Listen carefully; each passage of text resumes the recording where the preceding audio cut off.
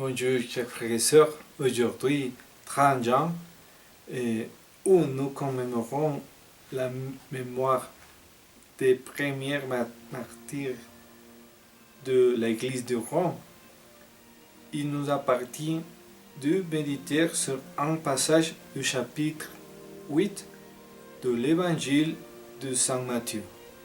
En ce temps-là, comme Jésus montait dans la barque, ses disciples le suivirent. Et voici que la mer devint tellement agitée que la barque était recouverte par les vagues. Mais lui dormait. Les disciples s'approchèrent et le réveillèrent en disant : « Seigneur, sauve-nous, nous sommes perdus. » Mais il leur dit : « Pourquoi êtes-vous si craintifs, homme de peu de foi ?» Alors Jésus, debout, menaça le vent et la mer, et il se fit un grand calme.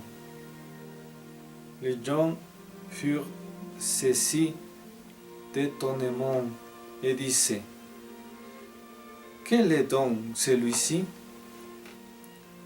pour que même les vents et la mer lui obéissent ?» Acclamons la parole de Dieu. Gloire à toi, Seigneur Jésus.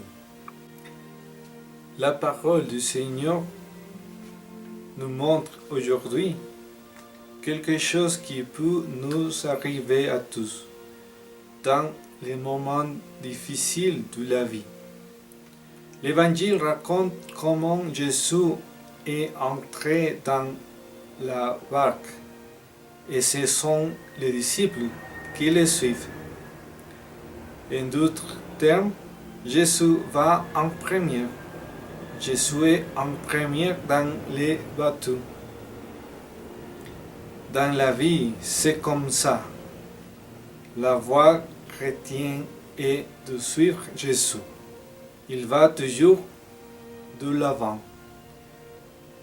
Puis vient la tempête et les disciples étaient remplis de peur.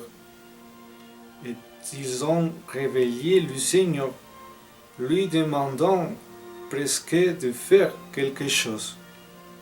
C'est ainsi que nous pouvons être dans des situations difficiles. Nous pouvons penser qu'en suivant Jésus, je n'aurai pas de difficultés dans la vie. Et lorsque des difficultés surgiront, je pourrai me sentir en droit de réclamer Dieu. Et ce n'est pas le cas. Suivre le Christ ne supprime pas les problèmes de la vie. Cela signifie que le Christ est dans la barque avec nous, que toute tempête que nous traversons, quelle que soit sa force, ne nous fera rien que le Seigneur ne permet pas.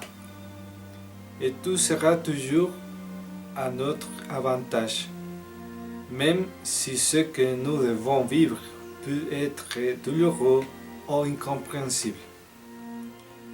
Le Seigneur semble ne pas agir comme s'il dormait, mais il agit et veille toujours sur chacun de nous. Dans ce passage, le Seigneur dort parce qu'il a confiance. Il nous apprend à faire confiance. Parfois, les choses ne sont pas aussi difficiles qu'elles le semblent, mais le manque de confiance des fois nous fait agir avec nos propres forces et critères, et nous ne recherchons pas la lumière de Dieu. À la fin, les disciples se demandent : qui est Jésus ? Ils n'arrivent pas encore à le connaître complètement depuis le cœur. C'est pour cela que le peur les envahit dans la tempête. il est bon que nous continuons à nous demander dans quelle mesure nous connaissons le Seigneur, afin que, dans cette connaissance de l'amour profond de son cœur, je puisse vraiment lui faire confiance.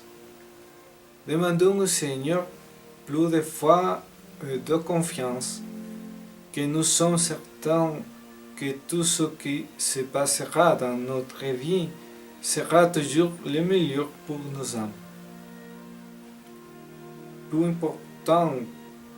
Peu importe la difficulté ou non que je comprends, le Seigneur peut toujours calmer les tempêtes de ma vie si j'ai confiance en lui.